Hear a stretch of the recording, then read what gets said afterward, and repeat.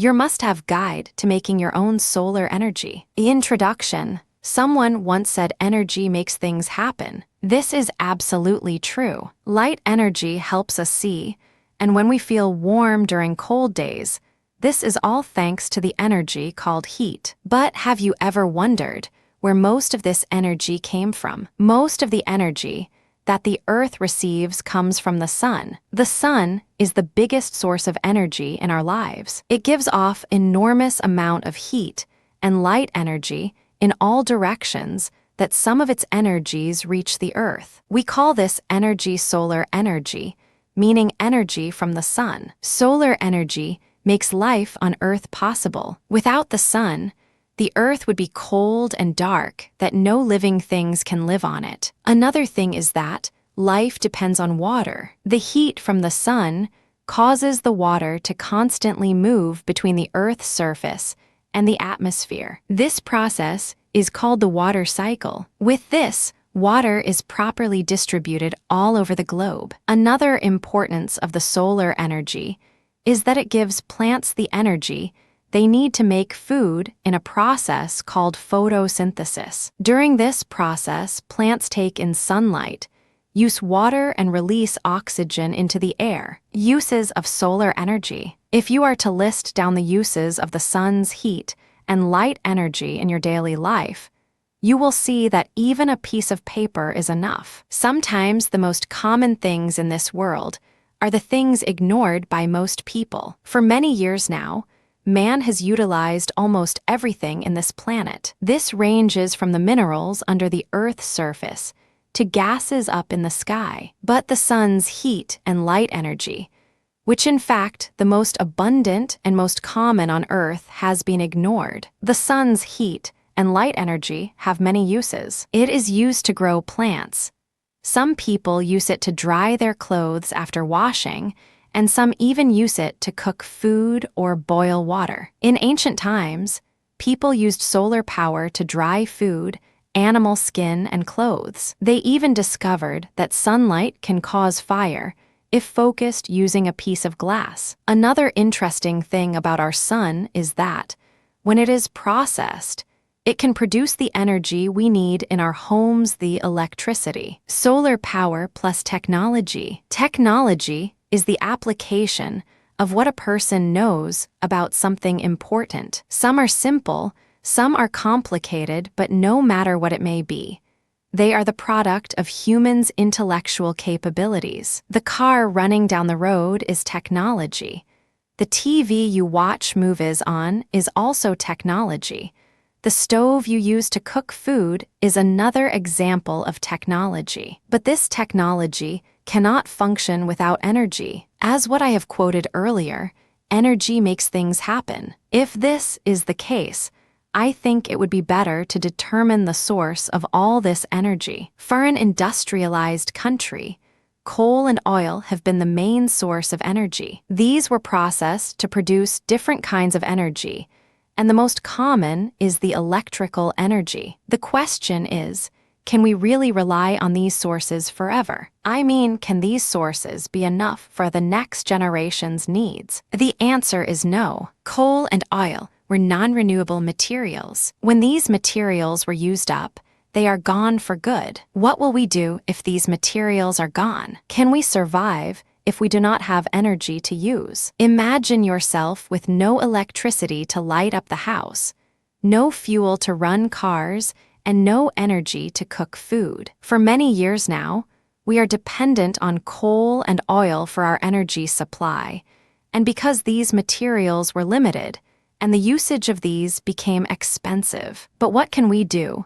We can't just stop utilizing these sources, right? But wait, aren't we forgetting something? The sun is the most common source of energy on Earth. Instead of using coal and oil, which are non-renewable materials, and were very expensive to produce the energy we need, why not use the sun? Just recently, a breakthrough about the sun's power exploded like an active volcano. It is like a dream come true for many people. Something was created to convert the sun's energy into energy useful to humans. An American engineer, Russell Ohl, created the first solar cell in 1941. This one-of-a-kind invention paved the way of obtaining free energy for our household. Many years had passed since the solar cell was invented, and as the years go by, many technologies were also developed to take advantage of the sun's rays in as many ways as possible. Putting solar energy to work. We can put solar energy to work in many ways. It just depends on how creative you are when it comes to innovation. If we summarize the ways to utilize the sun's energy,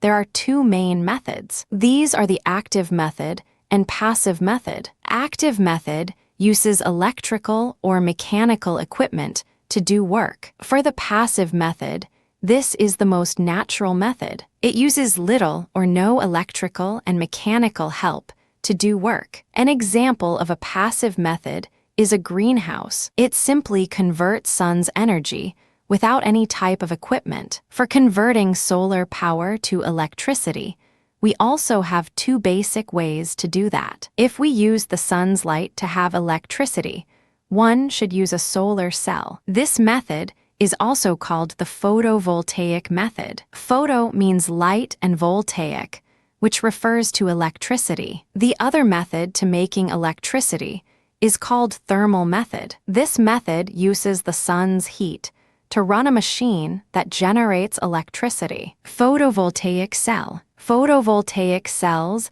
are made of special materials called semiconductors, such as silicon, which is currently used most commonly. Basically, when light strikes the cell, a certain portion of it is absorbed within the semiconductor material. This means that the energy of the absorbed light is transferred to the semiconductor. The energy knocks electrons loose, allowing them to flow freely. This electric field acts as a diode, allowing and even pushing electrons to flow from the P side to the N side, but not the other way around. It's like a hill. Electrons can easily go down the hill to the N side, but can't climb it to the P side. When light, in the form of photons, hits our solar cell, its energy breaks apart electron-hole pairs. Each photon with enough energy will normally free exactly one electron, resulting in a free hole as well. If this happens close enough to the electric field,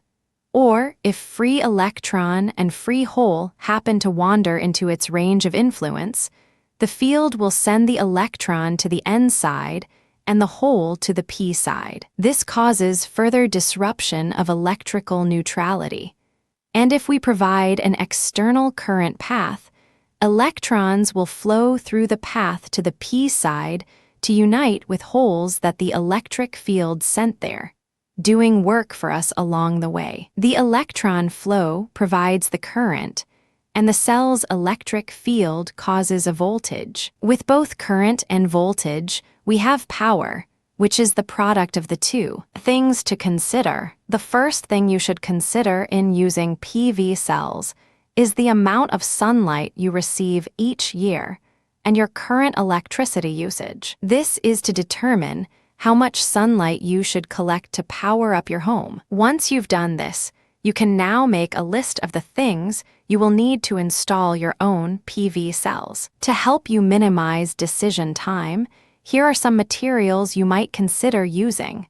Solar collectors. The first process to convert the sun's rays into useful electrical energy is to get it, and this is done by solar collectors. Before anything else, let us first know some features of the solar collector to further understand how it really works. Basically, there are two major parts of the collector. The frame. Solar collector uses frames to support the whole system. It is made of stainless steel or aluminum. This metal is used for solar collectors because these metals are not vulnerable to natural disaster and they do not get rusty. The absorber plate. The next very important part of the sun collector is the absorber plate. This is the most interesting part of the solar collector. In this part of the solar collector, the sun's energy was magnificently converted to electrical energy which we later on used in our homes. The absorber plate is made up of copper or aluminum metals. These metals are made into thin tubes that later on will absorb the energy from the sun, and thus gives the essence of the solar collector. The grid. In installing your PV cells, you have the option to either go off-grid or on-grid. This depends if you like to use a battery for your cell. If you go off-grid, you will be using the battery. This will supply power when solar energy is not available. Having a battery for your solar cell can be somehow expensive. They require a lot of maintenance plus the price of the battery itself.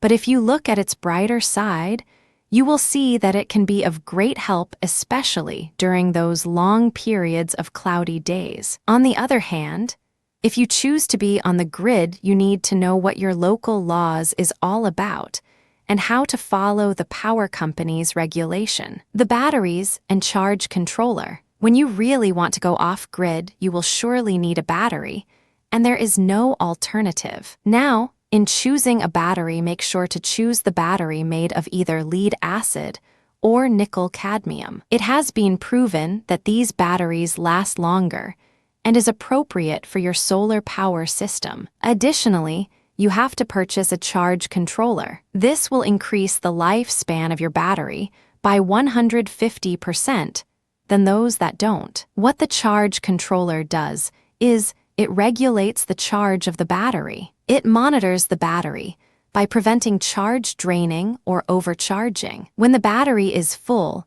the charge controller stops the charging to prevent overcharging. On the other hand, when the battery drained too low, the charge collector stops drawing energy from the battery to increase its life. Generators. For those that want to go completely off-grid, a generator is essential to back up the battery. If the power is low and the batteries are starting to lose their charge, you'll need a generator to recharge the batteries or provide emergency power. If your power output suddenly overwhelms the inverters, you will also need a generator to supply backup power. A good generator should be directly connected to the inverter, so that when you turn on the generator, the inverter will immediately recognize the new power source and switch the entire load to it. Generators come in many options, including gasoline, diesel, and gas. Gasoline-powered generators are the most common because they are the least expensive and the easiest to get fuel for. Parts to complete. The parts stated above were very important, but there are still a few things you need to complete the system, which includes wiring. This varies depending on the size of the system and the number of panels. Grounding equipment.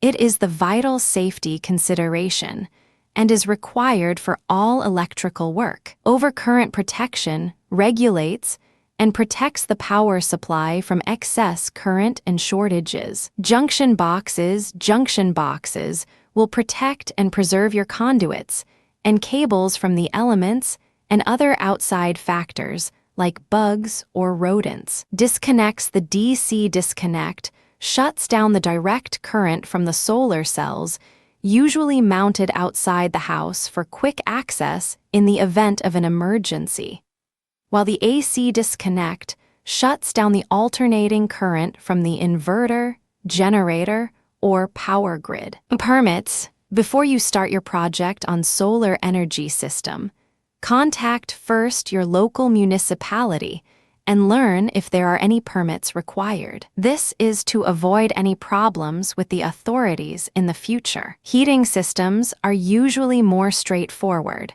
while PV cell systems might require a lot of paperwork, especially if you plan to be on the grid. Consider also the legal things you can do on your own. If you're planning on running wires and changing how your house connects to the power grid, you absolutely need an electrician and an inspector to look at the finished product and sign off on all safety regulations. This should not be of any problem. In fact, the government want people to use renewable energy. This is just a prevention of any trouble in the future. The bright side here, if you follow the rules, use the right materials and file all your permits, they'll help you along in the process every step of the way. Advantages of photovoltaic cells. Grid-connected solar electricity can be used locally, thus reducing transmission/distribution losses. Transmission losses were approximately 2% in 1995. Once the initial capital cost of building a solar power plant has been spent, operating costs are extremely low compared to existing power technologies. When grid-connected, solar electric generation can displace the highest cost electricity during times of peak demand. In most climatic regions, can reduce grid loading and can eliminate the need for local battery power for use in times of darkness and high local demand. Such application is encouraged by net metering. Time-of-use net metering can be highly favorable to small photovoltaic systems. Facilities can operate with little maintenance or intervention after initial setup. Solar power is pollution-free during use. Production end, wastes, and emissions are manageable using existing pollution controls. End-of-use recycling technologies are under development. The 89 terawatts of sunlight reaching the Earth's surface is plentiful, almost 6,000 times more compared to the 15 terawatts of average power consumed by humans. Additionally, solar electric generation has the highest power density, global mean of 170 W/m2, among renewable energies. Disadvantages of photovoltaic cells. Solar cells produce DC, which must be converted to AC, using a grid tie inverter. When used in currently existing distribution grids, this incurs an energy loss of 4–12%. Limited power density. Average daily insolation in the contiguous U.S. is 3–7 kWh/m and on average lower in Europe. Solar electricity is not available at night and is less available in cloudy weather conditions. Therefore, a storage or complementary power system is required. Solar electricity is almost always more expensive than electricity generated by other sources. Solar thermal energy. Another way to harness the sun's ray is by using STE or solar thermal energy. By the name itself, you will know that this method is using thermal energy or heat. Water and space heating. The method of heating water and space using the sun's energy is one of the simplest ways to harness the power of the sun. It also requires a sun collector, a tank to store the water, and some connections to circulate the heated water into our homes. This is way much cheaper than the first method, using the photovoltaic cells. It is about 80% cheaper than PV cells and pays itself in not more than 3 years instead of 20 years using PV cells. Things to consider. Beyond the solar collector, which will be between 4 and 12 feet long, you'll need the following parts to complete a solar heating installation. Storage tanks. For active systems using evacuated tubes, storage tanks hold the potable water away from the roof. This allows you to heat the water in a separate location more safely in cold temperatures. Water heater. This is important if you choose to be on the grid, with the option to use solar energy to heat your water. Most people remain connected to the grid to be sure they never run out of hot water. Heat exchanger. If you are using a coolant in your solar collectors, you'll need pipes or coils to transfer the heat from the coolant to your water, usually inside your storage tanks. Water pumps. This is only applicable when you use active method. If you use the passive method, You don't have to worry about the water pumps, valves, and controls. These are used in active systems as well. Controls will determine where water is pumped and when to turn on your hot water tank. Advantages of solar thermal energy. Inexpensive. Using the sun's thermal energy to heat water or even your homes can dramatically reduce your electricity bill. Instead of using an electric hot water heater, many homes have solar hot water heaters that not only heat water, but pump it through the house. Unlimited source of energy. Unlike fossil fuels, coal, and oil, the sun's thermal energy is in no short supply. Environmental friendly. This is absolutely true. Solar-powered systems do not have any negative byproducts, unlike coal and oil. Disadvantages of solar thermal energy. The disadvantages of this technology may be observed during the mass production of this product. The manufacturers of the technology, use a lot of our limited source of energy. Secondly, there are some storage issues about these products, but this has nothing to do with homeowners. This problem can be observed on large solar power plants. Lastly, solar thermal systems obviously produce electricity only when the sun is shining, making cloudy days and nighttime hours a hindrance to the steady flow of electricity. A conclusion: consider the technology using solar power. This is a technology that harnesses the unlimited source of energy, the sun. No worries about it being drained, because as long as the sun is out there and the world turning on its axis, we will always have energy. This is the reason why there is no reason in asking why this innovation became very popular. This answers the needs of the people to slash some of their expenses, like electric bills. Just imagine a life with no worries about the electric bill. You can use every appliance in your household, like the TV, fridge, air conditioner, and a lot more for little to no fee. Even if you spend some bucks to make solar panels, the benefits of these solar-powered systems is great. When you start using it and see the results, you can say that you've got more than what you've paid for. With the above choice, it is really up to you whether you want to choose the PV cell, solar cell, or the solar thermal energy systems. What you have to do now is to plan what and how can you obtain these systems. If you want to live a stress-free life saving mega bucks, then you need to take action.